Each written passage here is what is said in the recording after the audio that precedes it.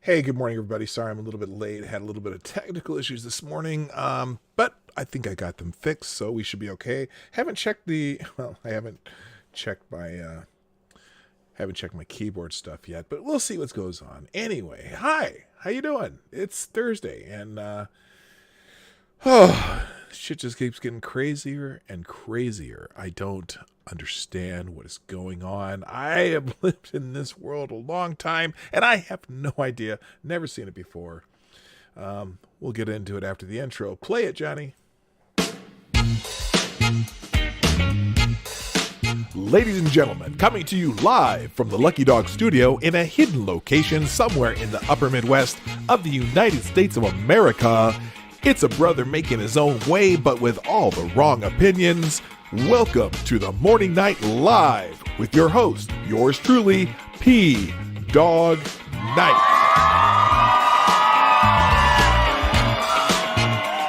And stop the music. Good morning, everybody. Welcome to the Morning Night Live with your host, yours truly, me, Marty, also known as PDawg Night on the internet. It's Thursday.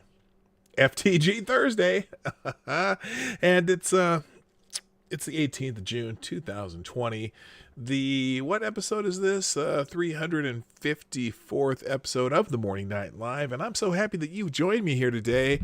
I really just, I'm almost speechless at just the events of the past 3 to 4 weeks. And I know that you could play it off as just, some election year bullshit. It's being stoked by the media, which it is. It's absolutely being stoked by the media. It's amazing what I'm seeing in the media. And this is all thinking that this is going to get people out to vote, maybe. I don't know. It's pure insanity to me. But that's what it is. We're going to get into it in just a moment. Did I even send my tweet out this morning? Did I forget to hit send? No, I did. Okay. Thank you though to Jay Wolf, who beat me to the punch. Thank you, sir. I appreciate you tweeting out the show and share, like, subscribe, bell, super chats down there. And let's say good morning, everybody. Black Hebrew Israelite beat me to the punch today and got here first, and so you also get the bell. Also, good morning to CNN Sucks, which is redundant. Donatello Slapafellow, Tyler F, Green Badger Outdoors, Mike Savage, Blarg, Chi-Town J, Advocatus Diaboli, the Devil's Advocate, Sean D.W, Cal Ken L, Superman's white cousin. I don't even know if you're white, Cal, but that just was funny to me. Good morning to formerly Rod Line, Annal N, Jaeger Pony, Hey Larry, that's his name, Hey Larry. Green Thunder to Mighty. I think I already said hi to Jay Wolf. No, I didn't. I said thank you to Jay Wolf, but I didn't say hi to Jay Wolf. Hi, Jay Wolf. Also, Donatello Slapafellow, I think I already said. Duck Dog is here. Midnight on your stream? No. I'm not sure what that means. Kessler, what's happening? Attack Alpaca, Ginger Power, and I'm sure there's more strolling in, even though I had a little blip there where things stop. So anyway, guess who's headed to zone 6? This guy. Oh, good gracious. I don't know if I want to be in zone 6. I don't want to be I don't know if I want to be anywhere near Atlanta the next few days. But there's just craziness going on everywhere. Between the knuckleheads in Seattle and people beating people in the streets and in Monterey, California, and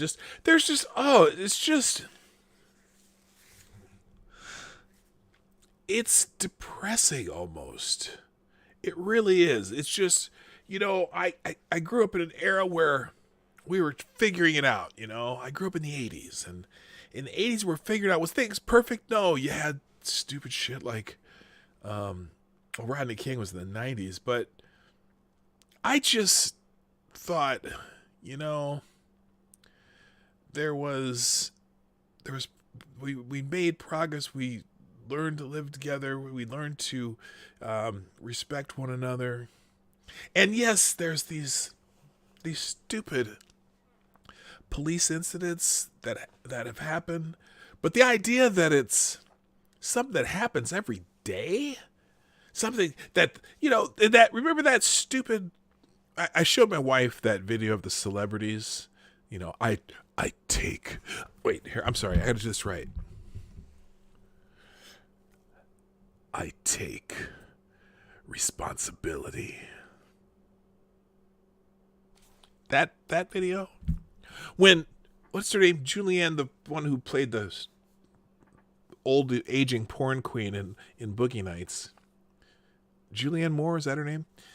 When she said, people are being slaughtered in the streets, and my first reaction to that was like, does she think this is like Rwanda or something?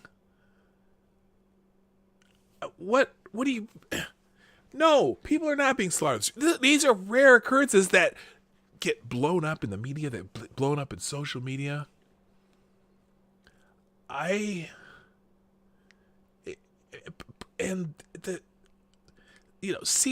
is just stoking the fire. There was an article. Did I bookmark this? Let's see if I bookmarked this. I couldn't believe this. So here's an article by CNN that they thought was important to bring out right now. And it's such a bullshit article. And this wasn't even on my plan. I wasn't planning on doing this one today, but this one just has me pissed off. What do you think the purpose of this article on Tuesday was? These are the ordinary things they were doing when they were killed by police. Sleeping, driving, standing outside an apartment building. These are some of the last things Black Americans were doing before they were approached by police for one reason or another. For all of them, the encounter ended in death. Do you think this article, by seeing it doesn't show it as an opinion page? It doesn't. There's breaking news. Supreme Court rules on Trump's move to end DACA. We'll see. I have to see that in a minute. Does this sound like something that's trying to help people? To calm the waters, so to speak? Standing outside his apartment building, Amadou Diallo. Diallo, 22, was approached and shot by plainclothes police officers in New York who claimed to have mistaken him for a rape suspect. Yep, that was a fucked up thing, right? That was messed up. What the hell's... Oh, what is that on my Streamlabs? That's new. I've never seen a little rainbow thing. Oh, it must be for Pride Week. Thanks, Streamlabs. I'm celebrating Pride Week. Okay. Standing behind the door in his home, Chamberlain, 68, was shot after police in White Plains, New York, broke down his door. Chamberlain wore a medical alert button for a heart condition, and it had accidentally gone off. Okay, I'm not familiar with that case. Don't know why they shot him. But, okay, but some of these seeking help after a car crash. Jonathan Farrow. Farrow was seeking assistance after crashing his car in Charlotte, North Carolina. You know what? I have to wonder. Could if I really worked at it, could I find a corresponding case for every one of these things that were not black? And I'm not saying that police are that police don't make mistakes, but they recycle these over and over and over again because they want people mad. That's what they want. They don't want people to calm down. They want them mad. They bring up this article. Now this is the good one. Because I don't know the other three cases that well. I don't remember the Diallo case. I barely remember, even though it was fairly prominent in the news at the time. Here's a good one. Standing outside of a store. Eric Garner, 2014.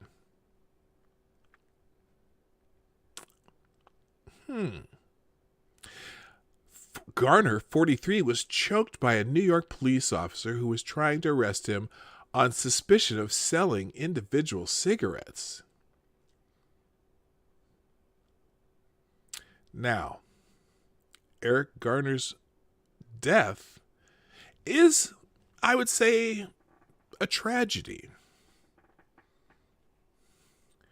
A tragedy induced by the fact that the governor of New York and the mayor of New York City decided it was important for them to crack down on the sales of illegal cigarettes. Thank you, C. Thomas. And I'll hang on a second. Well, let me do these super chats real quick. Thank you. This is Kyle, who caught me before the show. Donated $3.33, saying hello, chat people and PDawg. Well, hello to you too. This is Kyle, or just Kyle. And also thank you, C. Thomas, for the $2 super chat. Kyle must have done this before the show started.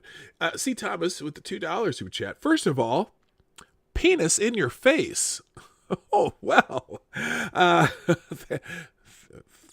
Thank you. Okay.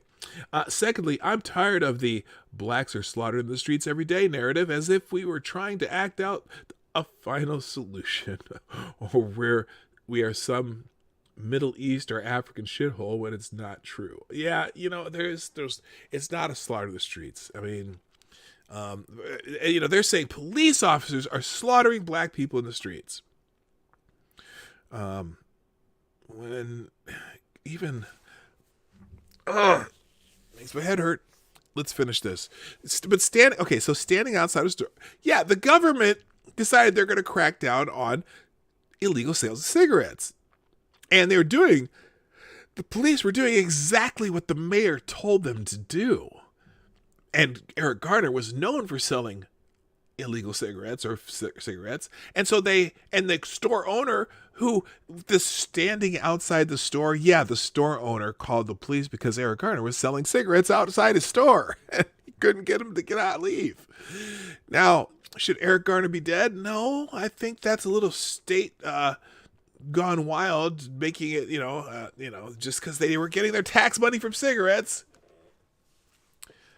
He wasn't choked by the police officer either. Sorry, that's narrative. Oh, I forgot to put music on. By the way, here, I need some soothing music because it'll help me not blow a gasket today. So we're going with jazz today. Some nice soothing jazz to keep PDawg from exploding.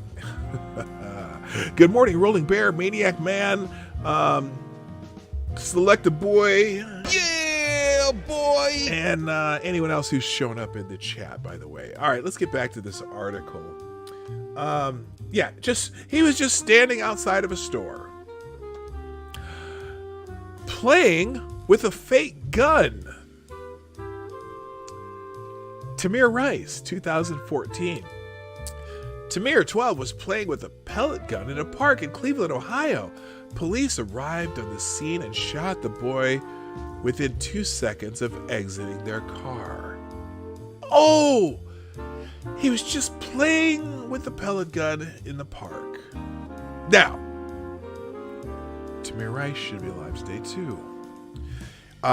Playing with a pellet gun that was a very real-looking replica with the orange tip removed, and the call that the police got that day, because Tamir Rice was 5'9", about 180 pounds, heavy-set. Could have just been a heavy-set short guy dressed in cold weather clothing, so you couldn't tell that it was a boy until he was deceased. But the call that the police got was a man in the park pointing a gun at people, scaring people. And there's plenty of video of him going up to people, pointing the gun at them, and them running away. And pointing the gun at another person, and running away.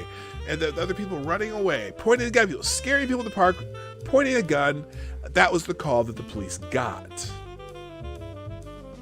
So when the police arrived, hearing that there was a man in the park pointing guns at people, and the police arrived, and as the officer got out of his car and Tamir Rice pointed the gun at the officer had to make a split-second decision. Am I going to get shot by a gun, or am I going to use deadly force? And in this case, he used deadly force. It's a tragedy that this boy is playing with a real-looking gun with no orange tip, and the officer doesn't know that. But just playing with the pellet gun in the park, you know what? Does it matter if Tamir Rice was black at the time? Because there were several other people that year who had toy guns that were shot by police. But Tamir Rice is the only name you know, because they tell us his name over and over again. And that's, I get it. It's a tragedy that a 12-year-old boy died by the police shooting him. Awful. It's awful. But playing with a fake gun. Yes, he was playing with a fake gun. Yes, that is factually correct. Holding a BB gun for sale. John Crawford. John Crawford was at a Walmart holding a pellet gun he picked off a store shelf. 911 call reported a man walking around with a rifle and waving it. Crawford was on his cell phone while holding a pellet gun. As police responded, he was shot in seconds. Okay. Driving. Philando Castile. Castile was pulled over for busted taillight in Falcon Heights, Minnesota. Now, yes. And this is another tragedy. But that's not why the officer pulled him over. Castile resembled an armed robbery suspect from the area. They had a briefing that morning. Pictures of the guy robbing a convenience store with a weapon. Okay, so the officer saw it pulled over for a busted taillight. No, the officer saw someone who looked like a suspect in a robbery. Is it do we ever find out if it was true? We never did, and who knows if we ever will. But, and then Castile, when the officer approached him, had the gun in his waistband, visible to the officer. So this is an awful mistake. The officer told him to get his ID. As he was reaching, the officer saw the gun and felt like Castile was reaching for his gun. Terrible mistake? Yes. Driving. They make it sound like, oh, this is why they were shot. Selling DVDs outside a gas station. Alton Sterling.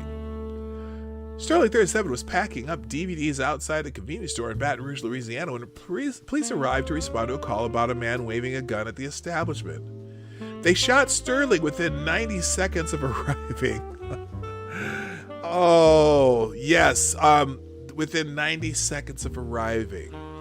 Let's see if the story that they put out here, is it going to be a CNN article?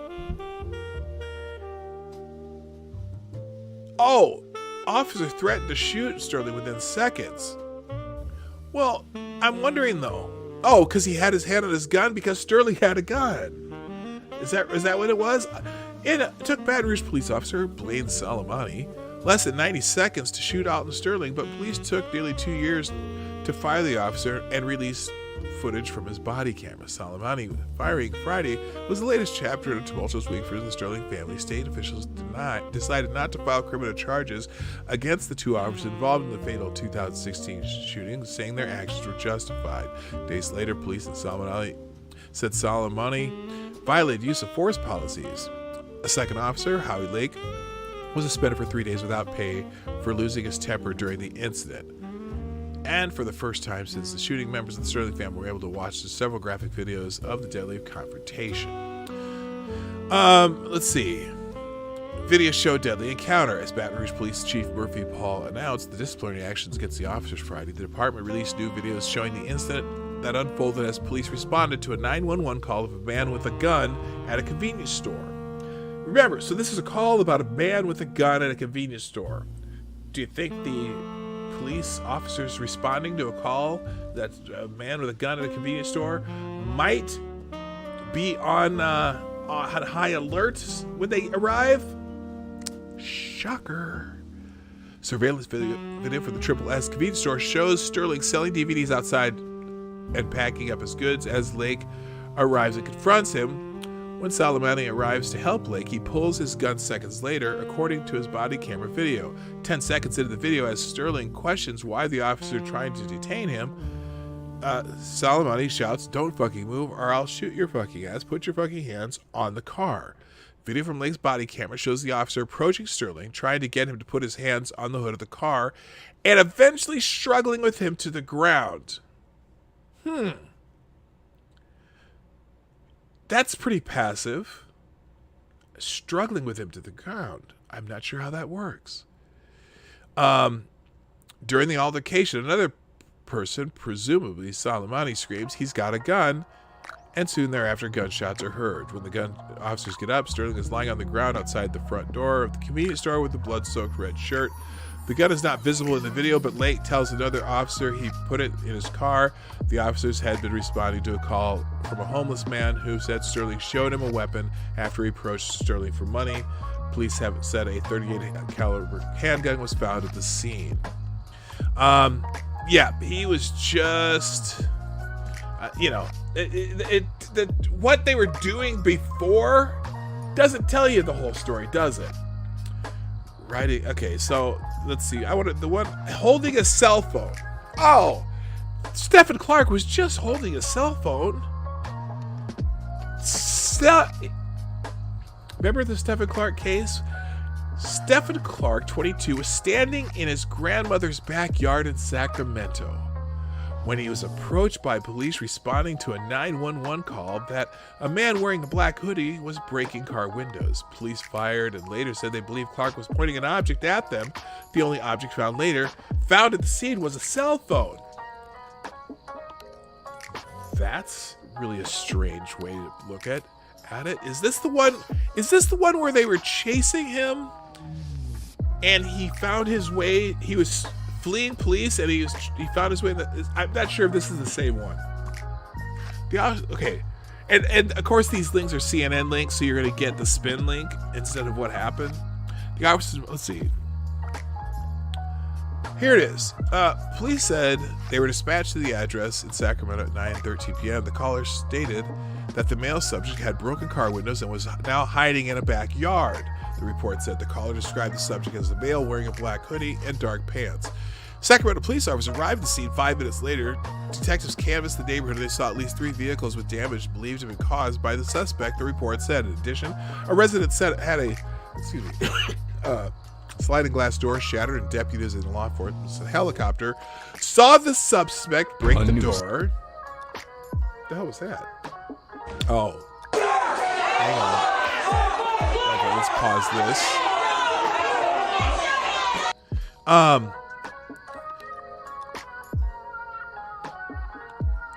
Deputies in a law enforcement helicopter saw the suspect break the door and jump the fence into another property where the shooting happened, according to the report. Before the shooting, officers pursuing the subject said they saw him face them and advanced forward with his arm extended, holding an object in his hands. The report said at the time officers believed the suspect was pointing a firearm at them. So, interesting. Yeah, they chased him through 2 yards and he got into his grandmother's yard. But they describe it as holding a cell phone in his grandmother's backyard. Yeah, he was being pursued. Botham Jean, terrible, terrible tragedy. And this woman is in jail. Good. Not even to talk about Botham Jean. Sitting in his apartment. Yep, he was sitting in his apartment and cop lady comes in and shoots him, thinking he's in his apartment, supposedly. Yeah, she screwed that up. Playing video games, sleeping in her home, sitting in a car. George Floyd. George Floyd sitting in his car. Well, now we have What's his name? What's the dude's name that just got shot in Atlanta? Anyway, now let's get into what I wanted to talk to. Officers lie all the time, though. They might, or they might not. Who knows? We don't know that they lie all the time. That's a stereotype that we hear, but is that true? Who knows? Ryan Walters, what's up? Richo, happy Thursday. Gunfox61, how you doing? All right, let's get into the stories I really wanted to get into today. Former Atlanta officer gets felony charges for killing Rayshard Brooks. And this is the subject of the title of the stream today. Unbelievable. We've all seen it. We've all seen every angle. This is, I don't know. This is insanity to me. Fulton County District Attorney Paul Howard announced Wednesday that former Atlanta police officer Garrett Rolfe faces felony charges in the fatal shooting of Rayshard Brooks. According to WSB-TV, Rolfe faces 11 counts, including felony murder and aggravated assault, criminal damage to property, and violation to his oath of office. Howard is recommending no bond for the officer, citing his choice not to provide medical assistance for over 2 minutes. 2 minutes? You know, I gotta say, in the heat of the moment, his choice not to provide medical assistance for over 2 minutes. So 2 minutes, it took him 2 minutes to provide medical assistance, and you're charging him with this because of that, and for kicking Brooks on the ground after the fatal shooting. That's some heat of the moment shit right there. I'm not sure. Anyway, the shooting sparked new demonstrations in Georgia's capital against police brutality after occasionally turbulent protests.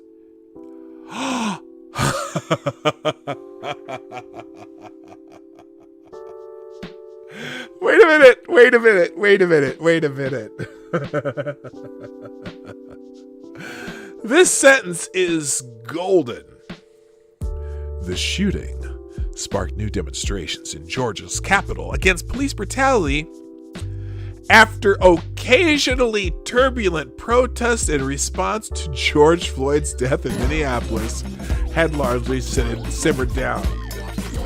Occasionally.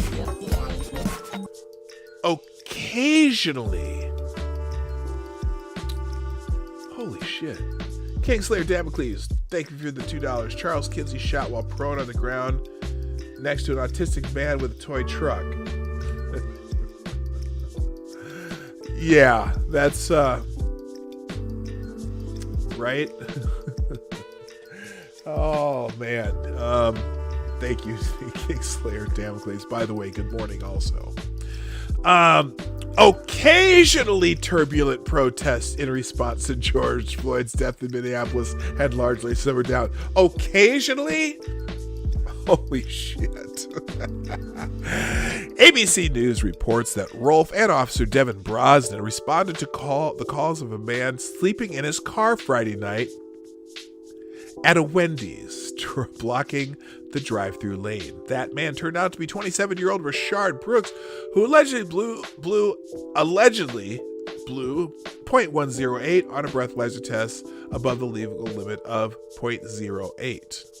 Police body camera video shows Brooks and the officers having a relatively calm, respectful conversation for more than 40 minutes before things rapidly turned violent.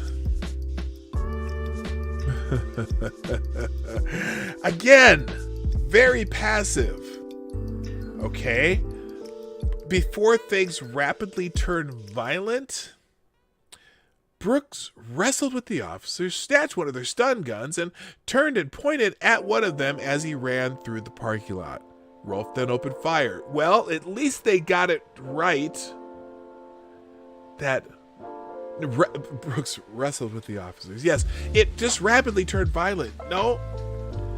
as they were trying to arrest them, Brooks rapidly turned violent. Not things. Brooks rapidly turned violent. Unbelievable. Attorneys for the police officers say when Mr. Brooks turned and pointed an object at Officer Rolfe, any officer would have reasonably believed that he intended to disarm, disable, or seriously injure him. Yes! However, District Attorney Howard said the taser was fired twice, and Officer Rolfe should have known it could not be fired again after the second shot. Wow. Heat of the moment. Again, he should have known that, yes, in that split-second decision you have to make when someone turns, how would he know? Oh, my God. Anyway, he continues, we have concluded that Rolfe was aware that the taser in Brooks' possession, it was fired twice. Once it's fired twice, it presented no danger to him or any other persons, he said. Whew. Wow. Okay, so, well, the Atlanta police have responded. As of last night, if you were paying attention to the news last night, scores of Atlanta cops call out work is another saying, calling in sick, so to speak. That's a different way to phrase it. That's more of a New York way to phrase it.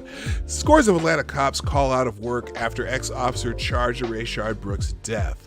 The Atlanta Police Department said it saw an uptick in the number of officers calling out of work on Wednesday night, hours after the local prosecutors announced charges against the ex-cop who shot and killed Rayshard Brooks. The department is experiencing a higher than usual number of call-outs with the incoming shift, the Atlanta PD tweeted. Now, this is funny because they tweet. I kind of was following this in real time a little bit yesterday. They tweeted out that we have enough resources to maintain operations and remain able to respond to incidents. However, other people tweeting who lived in Atlanta and listened to police scanners were saying there were like 3 or 4 different zones that were basically radio silent last night. The officers were not responding, or there were no officers in those places. So I'm not sure Atlanta PD tweeting that out made sense, or were the officers just saying, fuck it, we're not answering any calls. We're not going to take any 911 calls because you're not supporting us. But anyway, early Wednesday, Fulton County District Attorney Paul Howard announced felony murder charges against ex-officer Rolfe, who was fired Saturday after shooting Brooks twice in the back. Oh, yes, you got to put it. Is this CNN? No, this is New York Post, but anyway. Who shot Brooks twice in the back during a scuffle outside of Wendy's restaurant. Now, is this AP? Who wrote this story? Somewhere Tamar Lapin. See, I love how when they write these articles, they simplify it to shooting Brooks twice in the back during a scuffle outside a Wendy's restaurant. That's an interesting way to put it. But anyway, Rolfe, 27, will face 11 charges in all and could be sentenced to death if convicted. Holy shit. Every officer in America might quit if that happens. The second officer involved in Brooks' death, Devin Brosnan, 26, will face 3 charges, including aggravated assault, and reportedly will testify against Rolfe the first time an Atlanta cop has crossed the thin blue line. Following the announcement, some outlets citing sources reported that officers were walking off the job en masse, affecting several of the 6 zones that APD cops patrol. APD tweeted in response that earlier suggestions that multiple officers from each zone had walked off the job were inaccurate, while noting that the number of callouts was higher than usual. Union rep told Atlanta Journal-Constitution that there are officers walking off. Some are walking off and sitting in their personal vehicles. There are officers saying they are not going to leave the precinct unless to help another officer, said Vince Champion, the Southeast Regional Director for the International Brotherhood of Police Officers. Neither Atlanta Police nor a local union representative confirmed the number of officers involved to the newspaper. Atlanta Mayor Keisha Lance Bottoms told CNN's Chris Cuomo Primetime that she didn't have the exact number of cops who had walked out, but that We do have enough officers to cover us through the night, and we will be fine.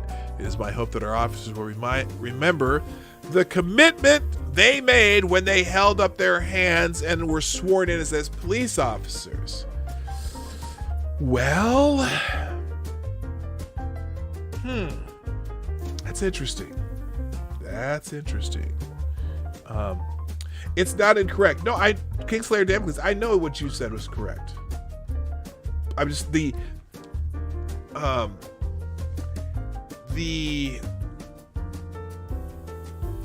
and that one was a fucked up case. the Kinsey case, that case was crazy, and the officer should have been charged in that. That's there are fucked up cases, but they're rare. The reason you know Charles Kinsey's name is because that is one of those rare cases. You only know the names that are and cases that are unusual. You certainly couldn't. I bet you can't name 5 people who were shot over the last weekend by other people. Not unusual. In fact, I bet you can name the names of some officers who have been killed, because that is unusual. Okay, so we know all about the unusual cases of people being shot and killed or whatever, but the cases that happen every day, you don't know the names of those people unless maybe you're related to one of them or you're in their town. Okay, so that was my point. Yeah, Charles Kinsey. That's and Charles Kinsey didn't do anything wrong. Okay, so a lot of these people didn't do anything wrong, but the way that CNN's writing that article is stoking flames in a time when you're just putting gas on the fire, so to speak, right? There's somebody sitting in that house, that little dog sitting in the house, the fire's burning all around him, and they're saying, and this is fine. Well, CNN just came in there with a 5-gallon gas can filled with 4.5 gallons of gas, just like in the case of Boogie, if you haven't seen that video that I did the other day, or a couple weeks ago. Oh my goodness. Leash. Okay, so anyway, the Atlanta Police Union also is weighing in. It's the worst day in law enforcement in the city of Atlanta that's ever been. Well, I don't know about that. What was that guy who got accused of doing the bombing in Atlanta? Remember him? I think that was a pretty bad day for law enforcement too, but I digress. The fallout from Rayshard's saga continued in Atlanta Wednesday night on the heels of Fulton County, Georgia District Attorney Paul Howard. Your life makes me sad. Announcement that former Atlanta police officer Garrett Rolfe, the suspect in Brooks' death, was facing 11 charges. Vince Champion, Southeast Regional Director of the International Brotherhood of Police Officers, who functions as the head of the police union for the city of Atlanta, acknowledged during the interview with Atlanta's Fox 5 morale within the Atlanta Police Department had hit a low, which backs up a similar claim made by Mayor Keisha Lance Bottoms on CNN earlier. It was the worst day in law enforcement in the city of Atlanta there's ever been, Champion said. Champion declined to give an opinion on the incident based on the video. Richard Jewell, thank you, Avocados Diabli. Well, Atlanta survived this, probably. But anyway, it's messed up. Here's the deal. Here's the reason. Well, maybe here. I think I have another article on this.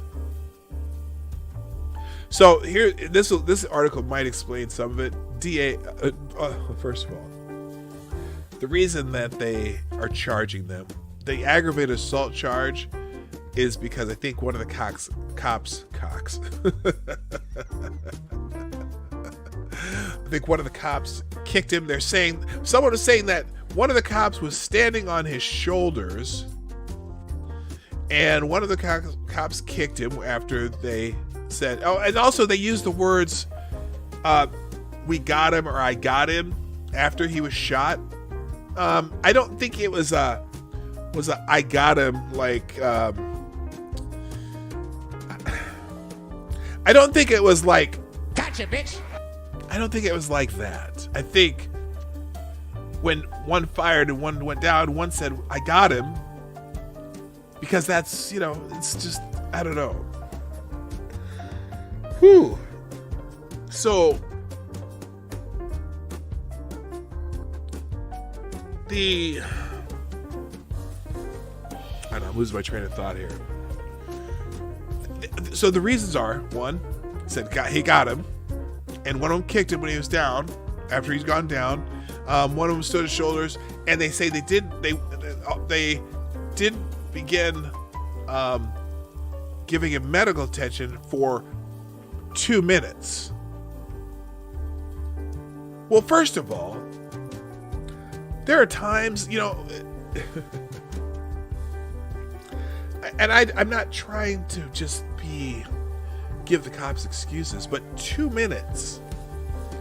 You got an adrenaline rush. You've just shot somebody.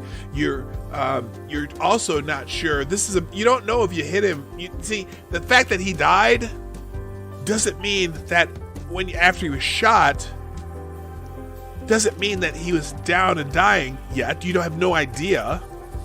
Okay, this is a man who just tried to fight you, stole a taser and hit you in the head with it. So you're probably concerned if this man isn't injured mortally. If he's what if it's just a nick and he just fell down because he's hurt, but he's, you know, he gets up and starts fighting with you again. Have you ever seen police video that happens? So sorry, 2 minutes is not a very long time when you're making sure that the suspect isn't going to get up again and start fighting with you again. That's just, I don't know why that doesn't just automatically make sense to some people. But everyone see, what the problem is, you know, when you have hindsight, you know the guy died, you could say, oh, well, you shot him and he was dead or dying. So you should have known whether or not he was going to get up and fight with you again. Really, I've seen videos, people shot and still come out and beat the shit out of the cop after they've been shot and then run away afterwards. So I'm sorry, just because someone may have got shot and may have gone down on one shot doesn't mean they aren't still dangerous. Okay, so if the one officer is holding his shoulders down, however he's holding his shoulders down to make sure that he is not dangerous, even though he's been shot, and 2 minutes before you gave medical attention, are you serious? So did he give medical attention after the 2 minutes? Because you're saying he didn't give him medical attention for a full 2 minutes. Oh, I'm thinking maybe he did. Kingslayer Damocles, thank you again for the $2 super chat. I don't get why cops are mad, as they say to citizens all the time, figure it out in court. I wonder why they don't like their own standard. Well, because the district attorney filed charges before any investigation was over. So if they're going to figure it out in court, I don't think, unfortunately, I don't think the citizenry who is probably cheering them going to court for this are going to like the results unless, well, if he gets a fair trial, that is. So, and another thing, there's a whole difference between a criminal who's going to figure it out in court or a potential criminal who's going to figure it out in court who fights with officers. You mean Rashard Brooks? You think he should have maybe figured it out in court? Is that a logical statement to make rather than fighting with the police? In his case, when clearly he was drunk? Do you think that's a logical thing to say to him versus the police in this case? Because the police in this case, I'm still trying to figure out.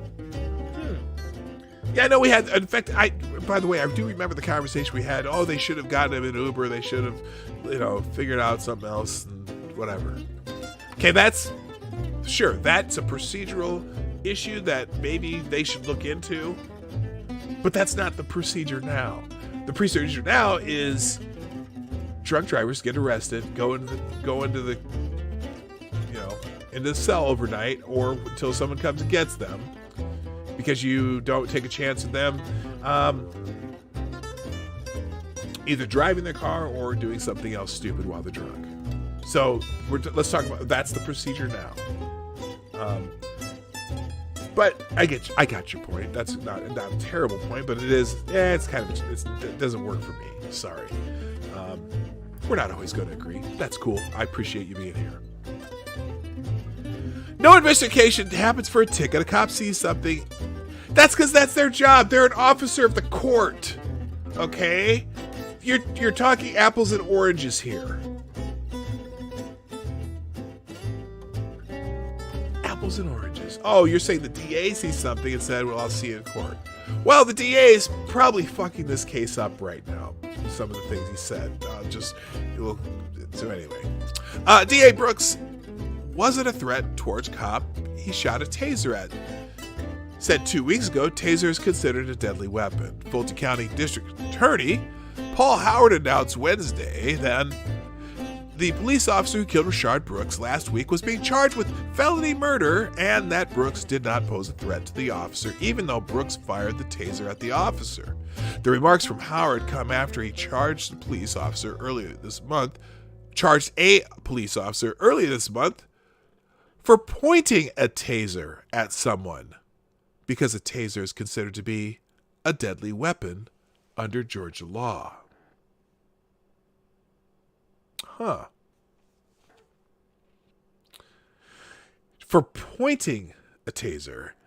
In explaining the charges against former Atlanta police officer Garrett Rolfe, Howard said, "We've concluded at the time Mr. Brooks was shot that he did not pose an immediate threat of death or serious injury to the officer or officers." Howard continued by noting that Brooks fired a taser, which he took from the officer on the scene at Rolfe, and that Rolfe opened fire on Brooks after that.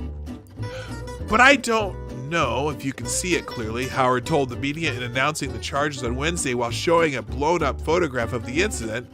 The prongs from the taser were actually fired above Officer Rolfe here.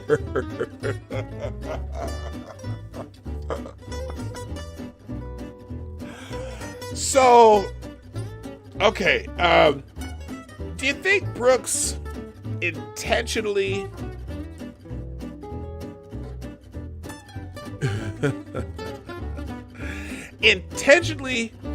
fired the taser above Officer Rolfe? Howard went on to say that after Brooks fired the taser at Rolfe, the distance between the two increased, leading Howard to say, "So based upon that information, we have concluded that Mr. Brooks was running away at the time that the shot was fired. Mr. Brooks was shot twice in the back." Well, he was, oh my God. Earlier this month, however, Howard announced charges against several police officers in a case about alleged excessive use of force against two college students during the protests that took place after the death of George Floyd. In announcing the charges against one of the officers, Howard said that the officer was charged with aggravated assault for pointing a taser at one of the students, because under Georgia law, a taser is considered a deadly weapon. And here he is making that claim.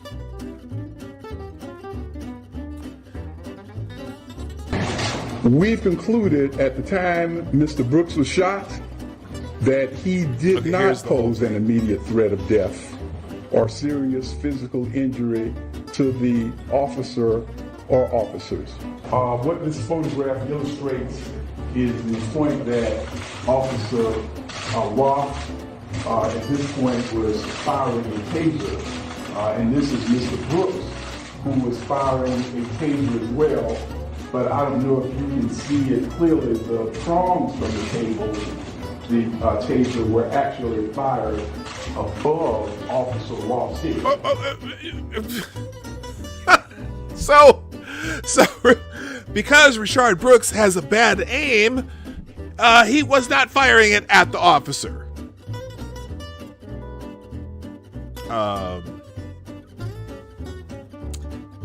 Is that what you're saying? Because he's a bad aim? Oh my God. Anyway. And what we've done is to just in a shorthand method describe the charges against those officers. Lonnie Hood, who's charged with aggravated assault of Messiah Young for the use of the taser. Now, in this case with the students, by the way, they never fired the taser. They are charging police officers with aggravated assault for pointing a taser at whoever these students. They say protesters. I don't know the situation. I haven't seen it because protesters takes on many different meanings right now. You know, if they were legitimate protesters and the officers just walked up and pointed tasers at them, you know, whatever. That's probably not the coolest thing in the world. But yeah, they didn't fire these tasers, right? They didn't fire the tasers. He's charging 2 police officers with aggravated assault for pointing a taser at people. Of Tanaya Pilgrim, also for the use of the taser, and also a simple battery for pulling Ms. Pilgrim out of the car onto the paved street. The second officer is Willie Sauls. Charged with aggravated assault of Ms. Pilgrim, and this is for pointing a taser at Mrs. Pilgrim. And as many of you all know, under Georgia law, a taser is considered as a deadly weapon. Okay, under Georgia well, law. He may have just blown his own case now for that. Just saying. And, you know, whether you think taser is considered a deadly weapon or not, guess what? This video clip is going to be in court in defense of the officers. I'm convinced this DA, both students were tased. Is that? Oh, were they? Okay, maybe I missed. Maybe I'm not. Maybe I'm thinking of a different case. But he says no. He said he called it aggravated assault for pointing the taser, not for actually tasing them. So I don't think this is the one you're thinking of, Damocles. And Cynical Lindsay, I'm convinced this DA and the Minnesota DA are overcharging intentionally. They know this will get the defendants acquitted. The Dems are losing support and they're desperate. They're going scorched earth. Well, now in Minnesota, though, a jury has the option of lowering a charge in their verdict. Also, in this case in Minnesota, the officers has been charged with both second-degree murder and manslaughter. So I think you could be acquitted of one and found guilty of the other, and they can lower the second-degree murder charge as a jury if a judge explains that to them. So, so that's the question. No, he said for using. I don't think so. Let's see. At one person was, but the other was for pointing the taser. Page 3. Hang on. Of aggravated assault in a shorthand. Actually. Okay, here we go. Let's do it again. Officer Ross here. And what we've done is to just in a shorthand method describe the charges against those officers. Lonnie Hood, who's charged with aggravated assault of Messiah Young for the use of the taser. Okay, for some Messiah Young. Now listen to the second one. Assault of Tanaya Pilgrim, also for the use of the taser, and also a simple battery for pulling you're right. Pilgrim He did say that. out of the car onto the Hang on, though. street. He's changing something else. The second officer is Willie Sauls. Okay, so he's charged the first officer for using the taser. Listen to the second officer, though. And charged with aggravated assault of Ms. Pilgrim, and this is for pointing a taser at Mrs. Pilgrim. And as many of you all know, so the first officer who used the taser is being charged for that. The second officer is being charged with aggravated assault for pointing the taser. That's why they're charging the second officer for pointing the taser, not using it. So anyway, that's Georgia law. A taser is considered as a deadly weapon under Georgia law. Yeah, it was only on one side there. So anyway, yeah, if you only had your right side on, Jay, that's probably why you didn't hear it, because for part of that video, it only came out of the left side. All right, so anyway, President Trump has weighed in. I hope he gets a fair shake. Trump reacts to charges against former officer who shot Rayshard Brooks. President Donald Trump said that he hopes former police officer who shot Rayshard Brooks last week gets a fair shake during a Wednesday appearance on Hannity. Fulton County District Attorney Paul Howard, we know about the 11 charges. Fox News host Sean Hannity asked the president for his thoughts on the charges that went down in Atlanta today. Let's see if they just have. Well, Trump said, "I thought it was a terrible situation, but you can't resist a police officer, and if you have a disagreement, you have to take it up after the fact." Trump said it was a very, very sad thing. You take a look, and it was out of control. The whole situation was out of control. I heard today and just got a report that the police officer's lawyer said that he heard a sound like a gunshot, and he saw a flash in front of him. The president continued. I don't know that Trump's talking out of his butthole on this one. I don't know that I would have necessarily believed that, but I will tell you it's a very interesting thing, and maybe that's so. They're going to have to find out. It's up to the justice. I don't think he knows enough about the case. The president told Hannity that he hopes the officer gets a fair shake because police have not been treated fairly in our country. There have been a lot of people who haven't been treated fairly in the country, and it's a case-by-case basis. You can't make generalizations about all police based on certain events. I'm sorry, you cannot do that. Again, there have been 10,000 arrests or 10 million arrests last year, 300 million plus police interactions. These types of interactions are rare, and police killings are rare, and police killing unarmed people is even more rare. And it's certainly not as me, as a black man, it's one of the least of my worries. Again, about as probable as me getting struck by lightning. Shh, don't say it, don't do it. So, I don't know. It's funny though, not funny. It's interesting though that there is an element of resisting arrest in a lot of these cases. Most of them. Some no. Vlado Castillo certainly not. But most of these cases, case later Damocles, as they say to citizens all the time, figure it out in court. Hey, but your job as a citizen, or your job as a police officer is different. That's their job. That's their job.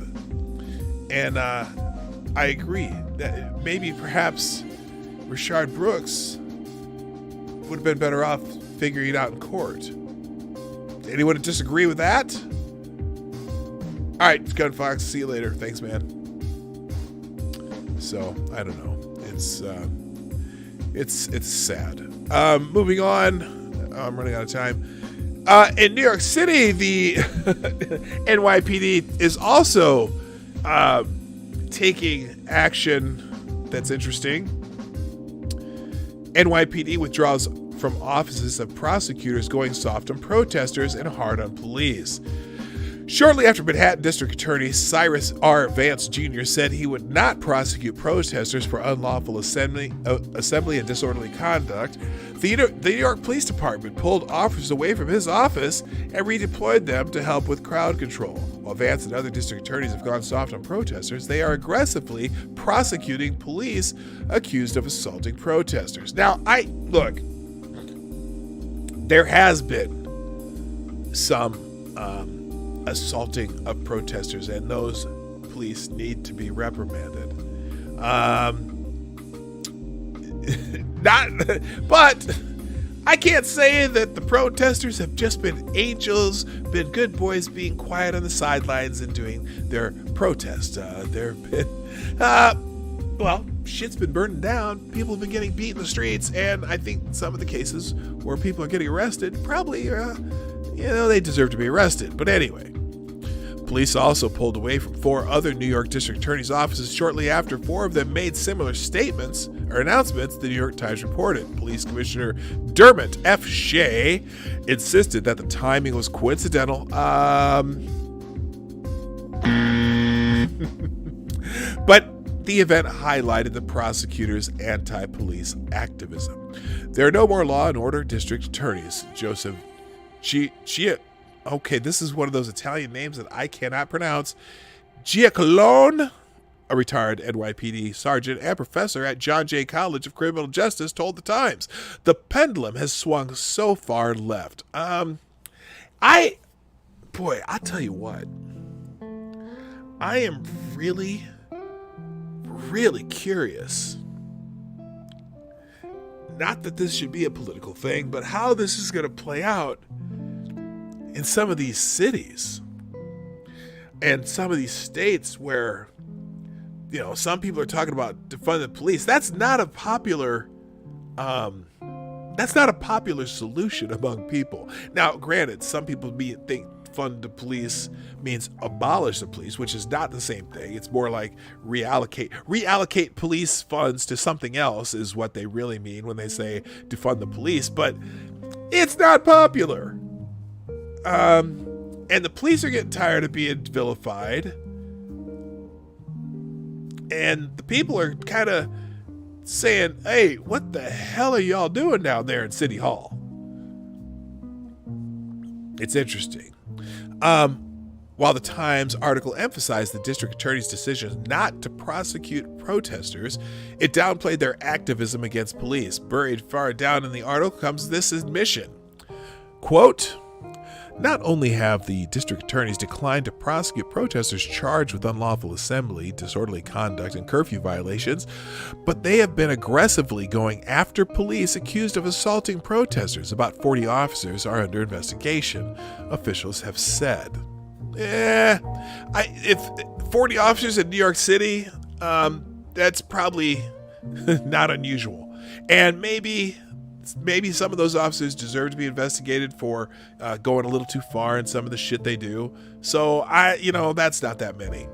The Times did acknowledge that the demonstrations turned violent as police officers and protesters clashed in the streets. Images of burning police vehicles, looting led the mayor to impose a curfew. Yet the author was quick to add, but videos of officers using excessive force on demonstrators also appeared on social media and on evening news. Yeah, those are all one-sided stories, aren't they? They're all one-sided stories on social media. They're not, they tell you nothing about what was happening at that scene. Hopefully all those officers that weren't doing something nefarious had their body cams on. Police officers were filmed using batons on peaceful demonstrators who appeared to have done little more than march past the deadline. March past the deadline is also known as unlawful assembly. Due to the damage and destruction of the riots, Mayor Bill de Blasio imposed curfew, one of his tools to bring order amid such destruction.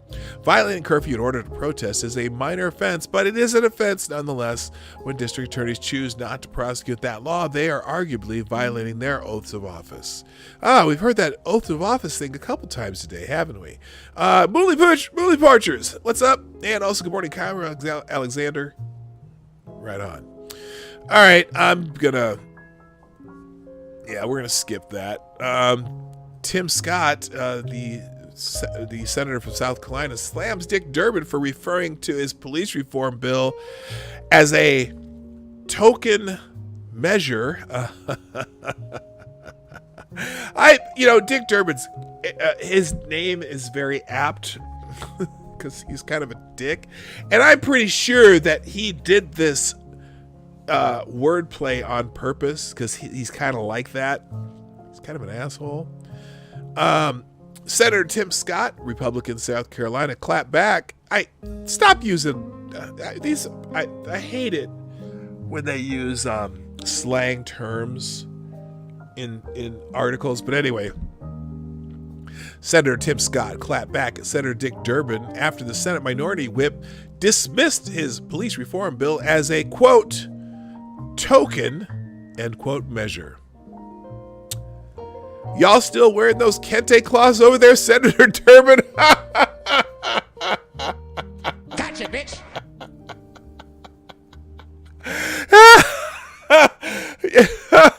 Yeah, y'all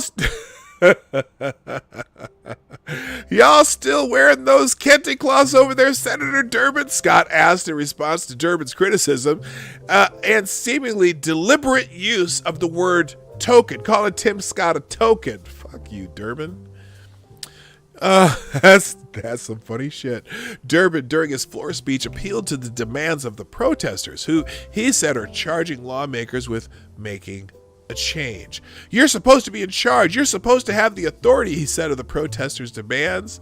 So what we say on the Democratic side is we cannot waste this historic moment, this singular opportunity. Oh, yeah, I wonder what else they want to put in the bill. The minority whip continued. Let's not do something that is a token, half-hearted approach. Wow, Senator Minority Whip. And then this is, yeah, the left is always talking about dog whistles. Well, I think Dick Durbin might have been blowing a dog whistle. Although anyway, using the word token while discussing Senator Scott's bill. Scott's dig follows several prominent Democratic lawmakers, including House Speaker Nancy Pelosi, Senator Chuck Schumer, and Senator Kamala Harris, donning kente cloths last week as they knelt for a nearly 9-minute moment of silence in honor of George Floyd as a show against police brutality. Yeah, by the way, that kente cloth, that particular pattern was a pattern of slave traders in it was Ghana, I think, and their decision drew sharp criticisms from figures on both sides of the ideological aisle. Yeah, I don't care about that. We've already talked about that. Let's see. And then they talk about the GOP legislation we talked to about yesterday. All right. Also, Andrew Cuomo's in it.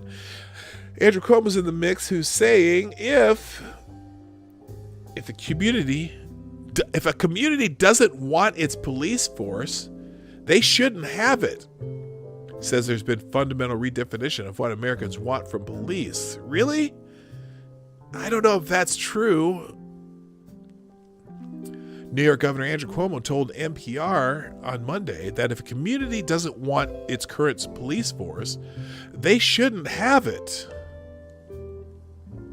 Good luck with that.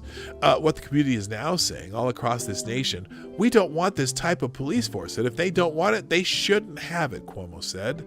Last week, Cuomo signed a package of legislation on police reform following the protest over the racism and police brutality spurred by the death of George Floyd in Minneapolis police custody.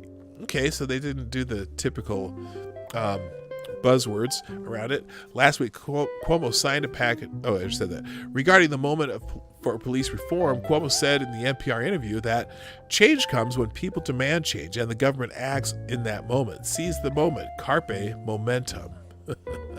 Cuomo also signed an executive order requiring local governments to redesign their police departments based on community input. Well, that's great. Let's have some community input. We're gonna change our police department on community input.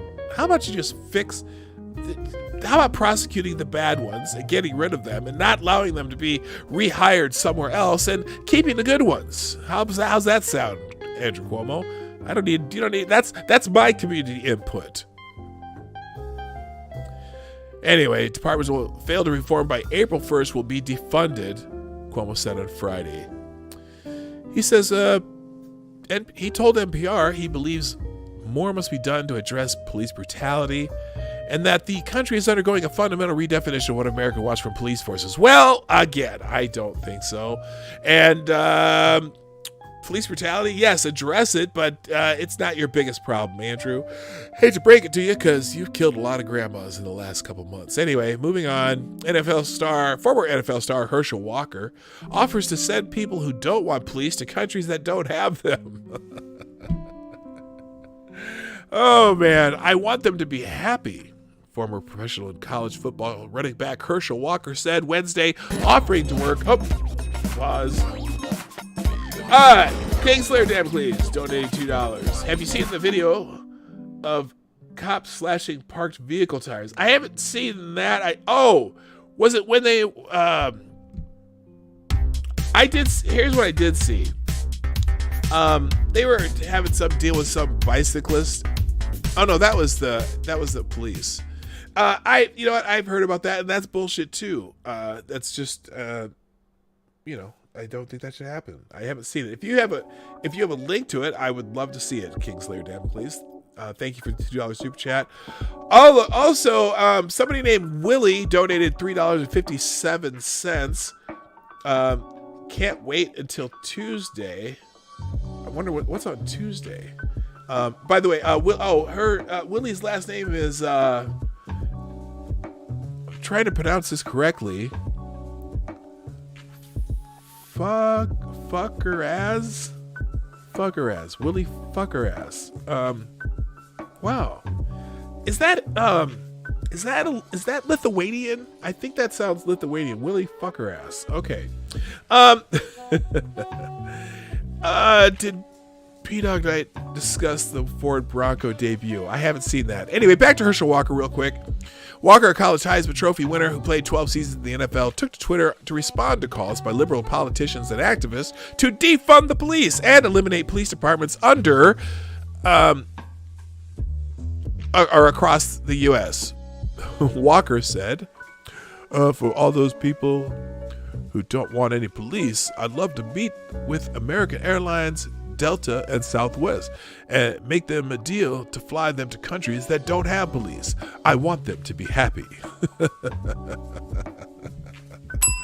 On Sunday, Walker offered to serve as a black leader to help bring all members of Congress together to solve the problems of police brutality if that's truly their goal. Tweeting, "We're civilized people. Why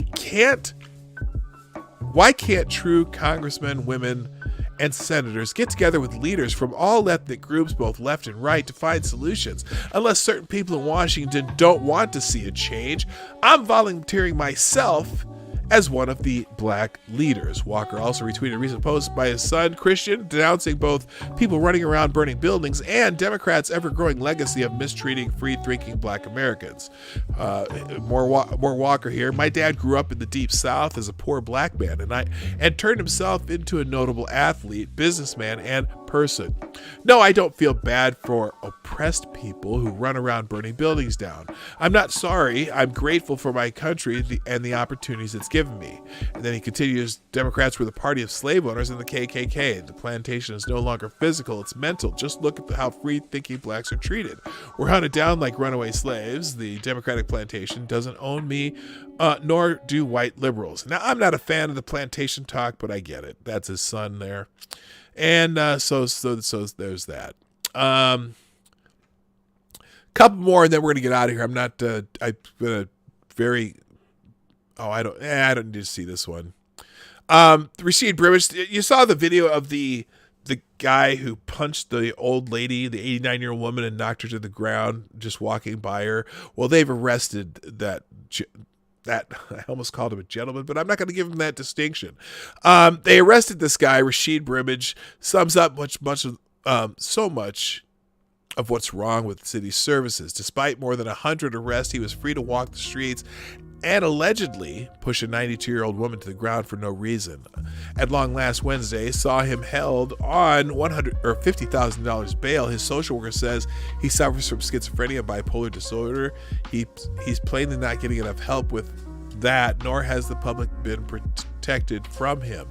Brimage was nabbed Tuesday for knocking the elderly ex-teacher to the ground, as seen on video. Though her head hit a hydrant, she says her injuries were minor, but she's now suffering psychologically. "I'm fearful to walk the streets alone," she told the Post. In all the years Brimage has been getting arrested, more than 100 times with 36 convictions, he's nonetheless remained free to roam the streets. This year alone, he was busted for a misdemeanor and harassment charge in the Bronx in February, nabbed for trespassing March 5th, arrested March 9th for criminal possession of a controlled substance, assault, and attempted assault. All right, cool. I'll do that, Kingslayer Damocles. His regular, frequent, erratic behavior, he's been hauled in for publicly exposing and fondling himself, grabbing a woman's rear, brought countless complaints to the police, but they did little except give him tickets and send him back out into the streets. You know, New York's a tough place, man. They don't have room in the jails for certain things, but if you're getting charged with assault, they got to figure some shit out. I don't know, man. Anyway, let's do a quick, let's do this real quick. Thank you to Jay Wolf, I already thanked, but thanks again. Cynical Lindsay, Becca Fairley, Chi-Town Jay, Necrosaw Collins, and Tyler F. for retweeting the show. Again, please share the stream out on your favorite social media. You can use the share arrow below, or Twitter, Vine Scab, I'm down there. And if you haven't hit the like button yet, you got to figure out if you like this show. But hit the like button if you like what we're doing.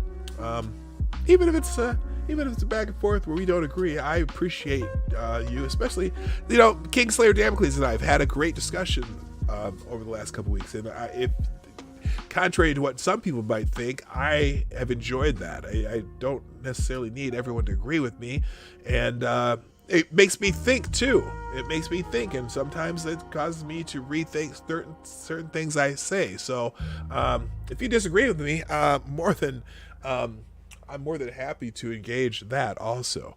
And also thank you everyone doing super chats. So you can do that, the Streamlabs link. Those little rainbow things in the chat are different things that Streamlabs are announcing for me. So okay, back to the Twitter trends. We'll just do that real quick. Let me check this. Is this the Bronco one? I haven't seen it yet. Let's just check this out. Oh, the people face mask, men's face mask in black. Oh my God. Oh, is that like a constitutional face mask? Okay, here's the article that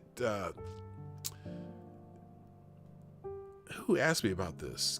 Gamer Vline, the Broncos. Let me check this Bronco one out.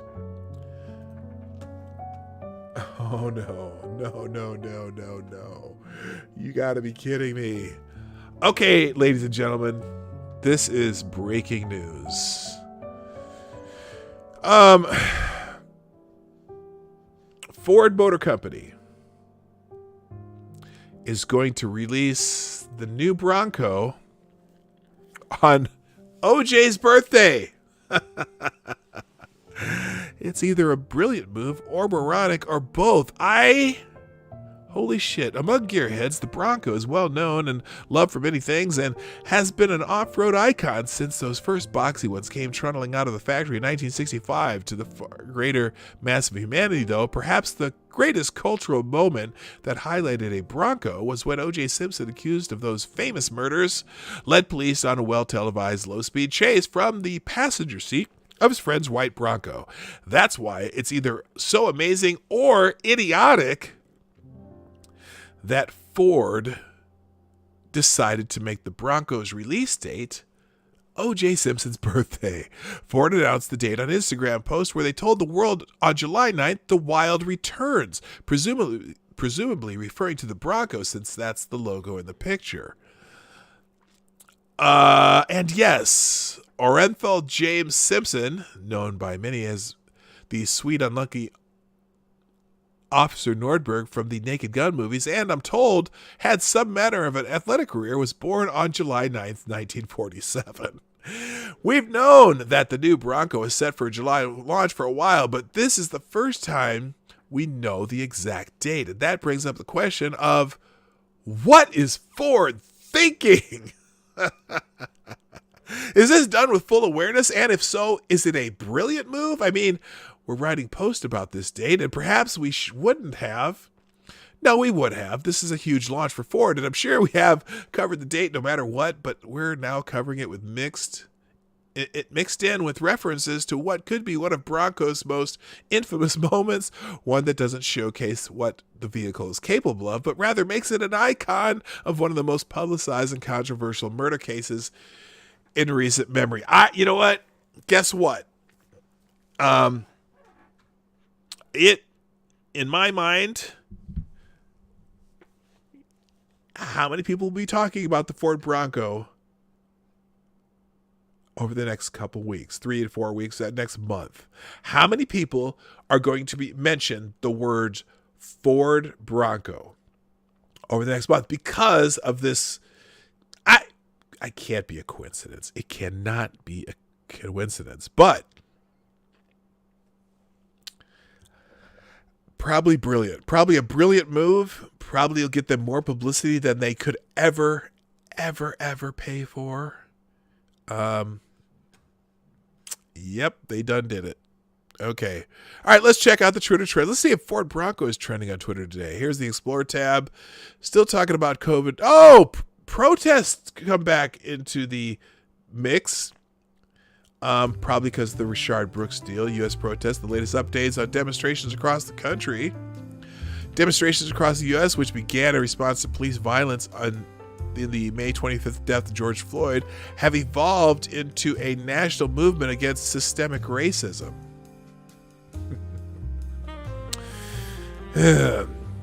Let's see. Latest news. Seattle Police Officers Guild expelled from MLK Labor Council. House Judiciary Committee passes George Floyd Justice on Policing Act.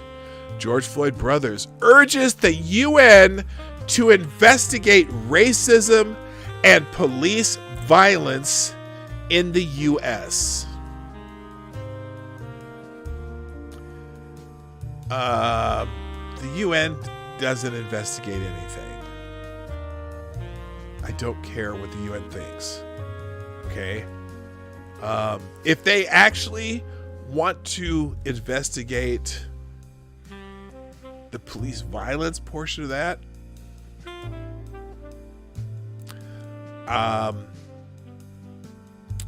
they should be investigate all violence, not just police violence.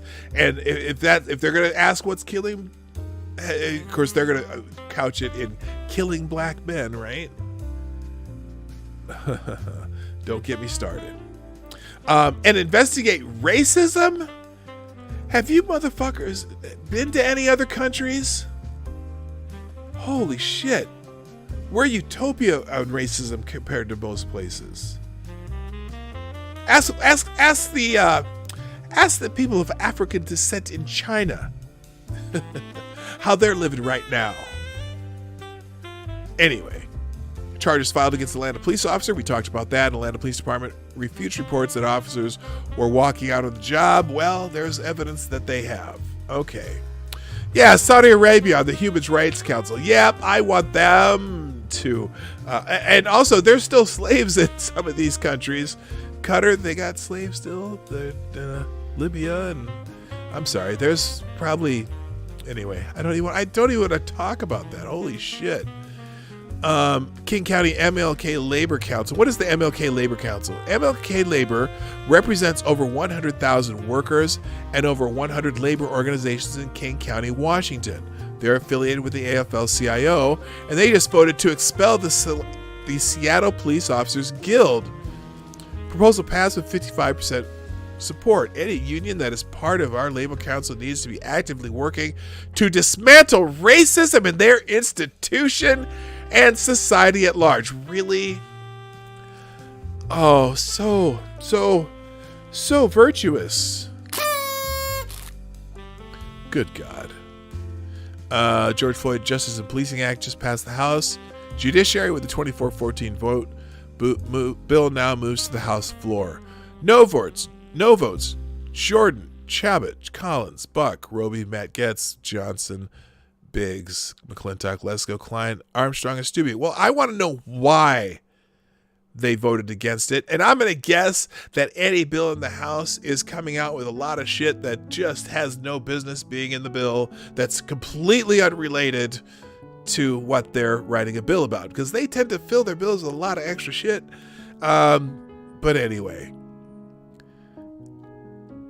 the way you saw my brother tortured and murdered on camera is the way black people are treated by police in America.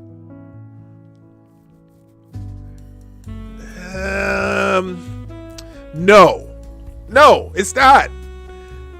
350 million police interactions, and I'm pretty sure that that's not happening in any case. Now, George Floyd being kneeled on by a shitty cop after he resisted arrest, which is not an excuse.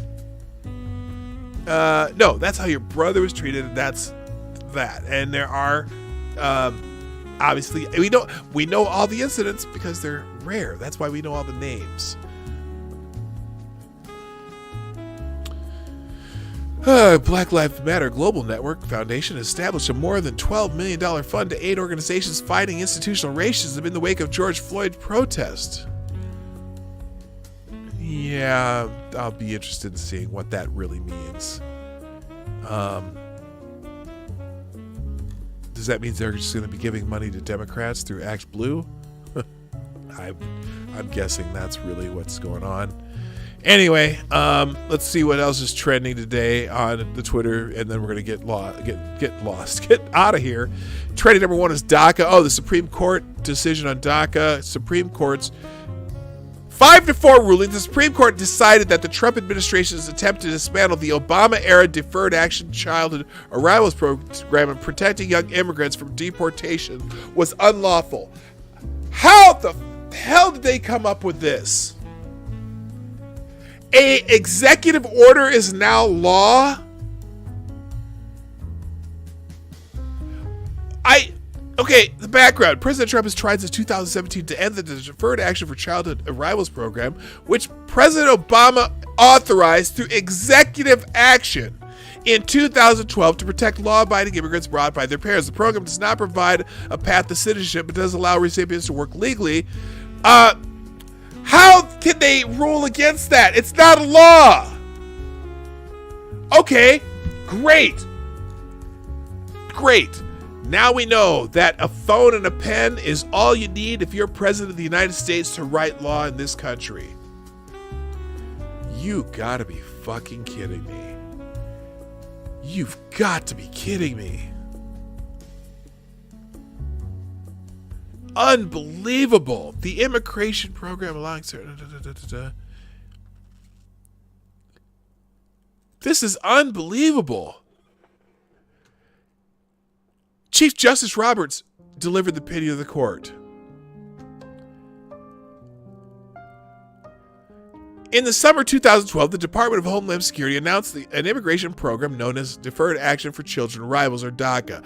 That program allows certain unauthorized aliens who enter the United States as children to apply for a 2-year forbearance from removal. Those granted such relief are also eligible for work authorization and various federal benefits. Some 700,000 aliens have availed themselves of this opportunity. 5 years later, the Attorney General advised DHS to rescind DACA based on his conclusion that it was unlawful. The Department Acting Secretary issued a memorandum terminating the program on that basis. This determination was challenged by affected individuals and a third parties who alleged, among other things, that the acting secretary had violated the Administrative Procedure Act by failing to adequately address the important factors bearing her decision. For the reasons that follow, we conclude that the acting secretary did violate the APA and that the rescission must be vacated. This is unbelievable. This is not a law. It never went through the legislative process. The agency failed to consider the conspicuous issues of whether to retain forbearance of what, if anything, to do about the hardship of DACA recipients. The case is remanded back to DHS so that it may consider the problem anew. Okay, we did not decide whether DACA or its rescission are sound policies. The wisdom of those decisions is none of our concern. We address only whether the agency complied with the procedural requirements that it provides a reasoned explanation for its action. Here, the agency failed to consider the conspicuous issues of whether to retain forbearance and if anything, to do with the hardship to DACA recipients. That dual failure raises doubts about whether the agency appreciated the scope of its discretion or exercised that discretion in a reasonable manner. The appropriate recourse is therefore to remand to DHS so that it may consider the problem anew. Okay, so that's different. They saying that even though I still call it bullshit because this is not a law, it's administrative rules that are not written by the legislature. Let's see. The judgment in the judgment in Regents is vacated in part, reversed in part. Okay, this. Okay, but so the whoever wrote this on Twitter,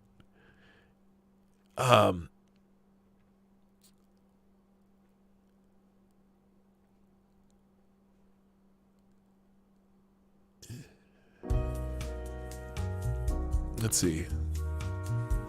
So that means it has to go back to DHS and they have to rework it to make sound reasoning for ending it. Well, here's a sound reason.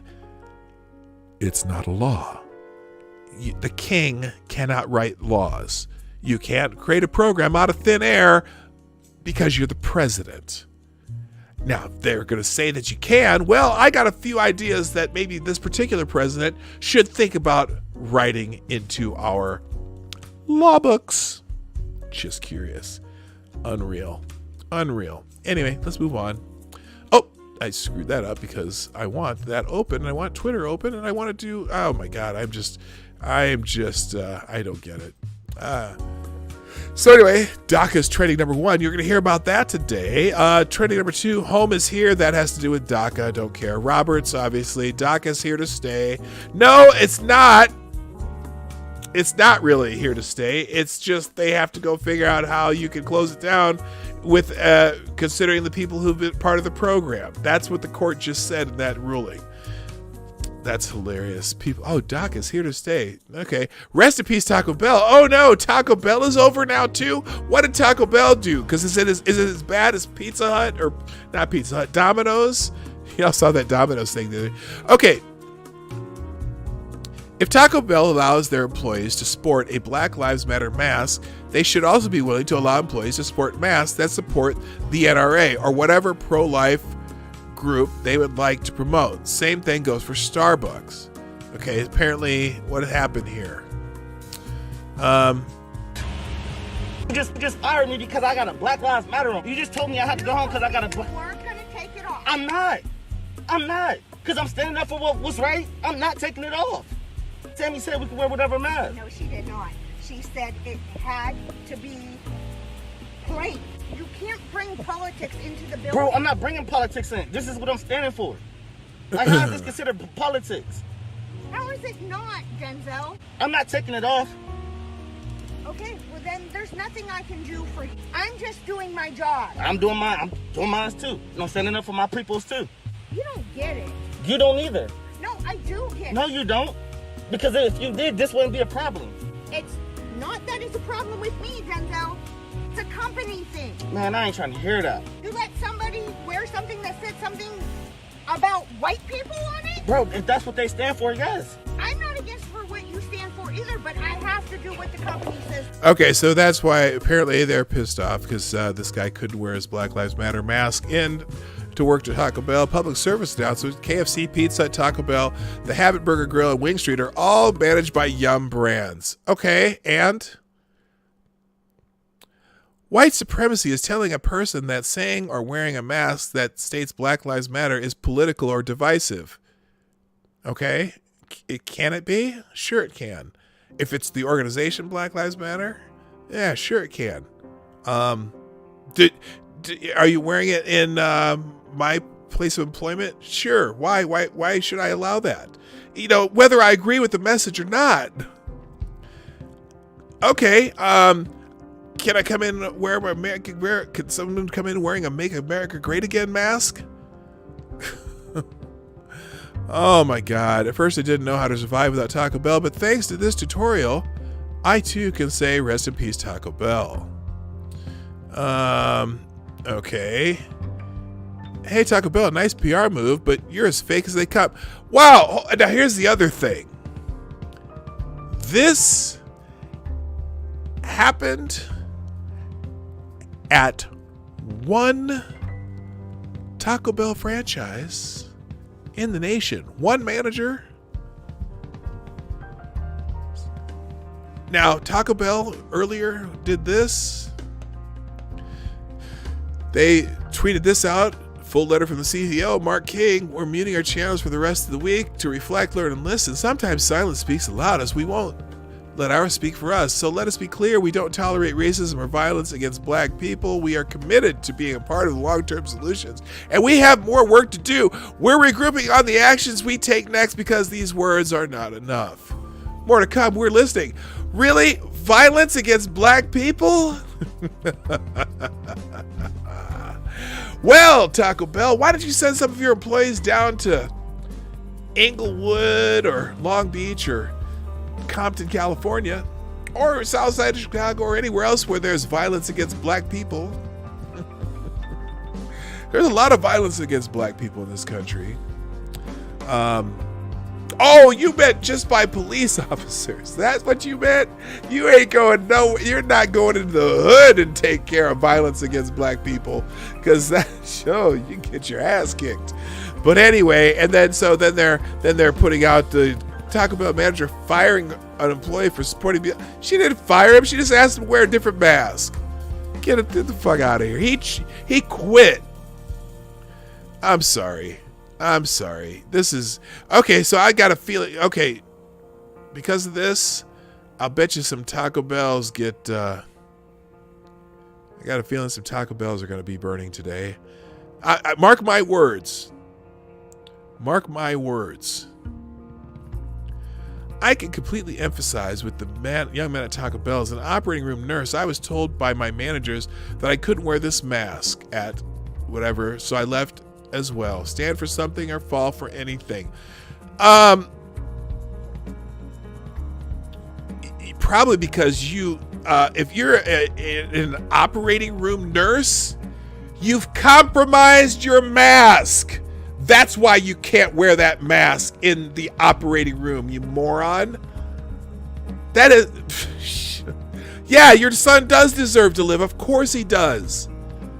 But you've compromised. In an operating room needs to be a sterile environment. Unless you have a sterile magic marker that wrote that, of course you can't wear that in the operating room. Oh my God, you're whatever. I'm all for canceling Taco Bell, but can we take a step further and cancel capitalism? Everyone's glommed on. None of this shit's about police brutality. There are a select few who actually believe this is all about police brutality. These protests, there are a select few who are actually on point on what this is about. And everyone else is just what? They're just bringing in their game for everything else that they want to get accomplished. Don't let a good crisis go to waste. You got to be kidding. This isn't a Taco Bell problem. It's a capitalism problem. You can't address systematic racism without leaving capitalism alone. Really? You can't eat if this were a capitalist system. You try to feed 350 million people in a socialist system. Russia tried it. Didn't go so well, did it? It kind of got through it, but boy, you couldn't. Yeah, you motherfucker. I bet you buy some specialized wheat bread at the grocery store that you can't get at the 7-Eleven. The fuck out of here. Oh, so yeah, one location of Taco Bell had this problem. Taco Bell probably would address it if they hear about it. I'll bet you that manager's fired within the next 2 to 3 days.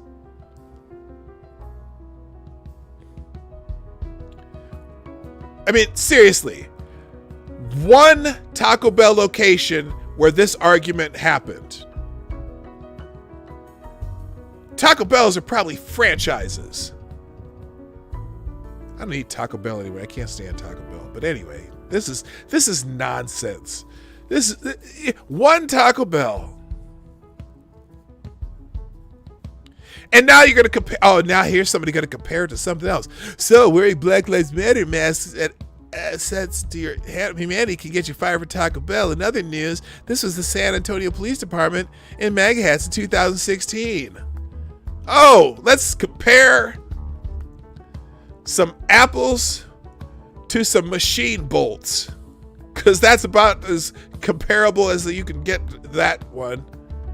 Give me a break. All right, so there you go. Proof from Denzel that his mask did not violate the Taco Bell mask policy and was still fired for supporting Black Lives Matter. Yeah, at that location, wherever that location is, by that franchisee. Jesus Christ. Y'all people are stupid. You don't understand. You know, fuck. That's why Taco Bell is trending. I don't care. I'm not a fan of Taco Bell, but it's just stupid. It's just stupid, okay? I'll guarantee, though, watch your news. Watch, by the end of the day, that manager is probably going to be removed from the company forever. America's trending. I don't know why. Some movie star. Okay, I don't know. Beethoven's trending. Spotify is killing Beethoven. What? Oh, it's a New York Times article.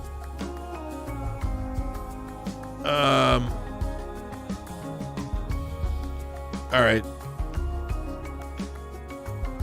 Anyway, Beethoven's trending. I don't know why. Probably because he's a white guy. Thursday Thoughts will skip. President. Does President Trump want to fight for a second term? Oh, this is a New York Times article, so it's always, of course, they're going to say he's trying to sabotage himself. They're doing everything they can to try and demoralize Trump voters. They are really trying really hard, but I don't know if that's going to work. John Bolton's book is out. The Department of Justice is seeking a restraining order to block the release of John Bolton's book. There's been little excerpts that have popping out, all really bad for Trump, you know, just kind of like a lot of these books. And oh, that's right, Beethoven wasn't a black man. I thought so. Anyway, though I'll get more into this later as it actually comes out, but the Department of Justice is trying to block the release supposedly because of some classified information that is in the book that they think's in the book. I don't know. You know what? I let the book go. Let the book be released. Who cares?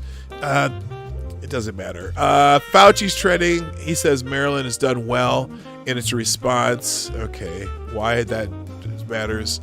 Although Fauci's back out a little bit, you're starting to see him again. Juneteenth is trending, probably due to Trump's rally. I'm going to skip the rest of these now. I got to go.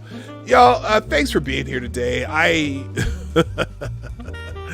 My brain is fried over all this bullshit today, and so I'm going to just call it a day. Besides, it's that time anyway. Thanks for being here, everybody. Like always, I appreciate you greatly. And if you if you happen to be in the chat and you're somewhat new, consider subscribing and clicking that bell so you get notifications. And for those of you who've been here weeks, months, and even years in some cases, I can't thank you enough. I really can't. Thank you for everyone who's been in the chat today. Hope you had some fun, learned a few things, got some interesting conversations going. And thanks for Duck Dog and King Slayer Damocles, and this is Kyle for the super chats today. Also, C. Thomas. Thank you for all the people doing super chats. It's great incentive to keep me going, even though this show is free. It does help greatly when you do the super chats and the donations. So thank you so much. But I gotta go. My name is PDawg Knight, and I'm out of here. Bye bye. Hey, this is PDawg Knight, and thank you for watching today on the PDawg Knight channel. If you have an observation or remark you'd like to make about this video or my channel, I absolutely welcome you to write it in the comments section down below. I really look forward to hearing from you. And before you go, if you like what you saw but you're not already subscribed, please make sure you hit the subscribe button and definitely click that bell that pops up afterward so you'll be notified when I post new videos or when we go live. I broadcast my live show, The Morning Night Live, Monday through Friday at 10 a.m. Eastern, 9 o'clock Central. A special thank you to all supporters of this channel who share our videos on social media and who make donations through the Streamlabs link, which is also in the description down below. Thanks again, and until next time, I'm PDawg Knight, and I'm out of here.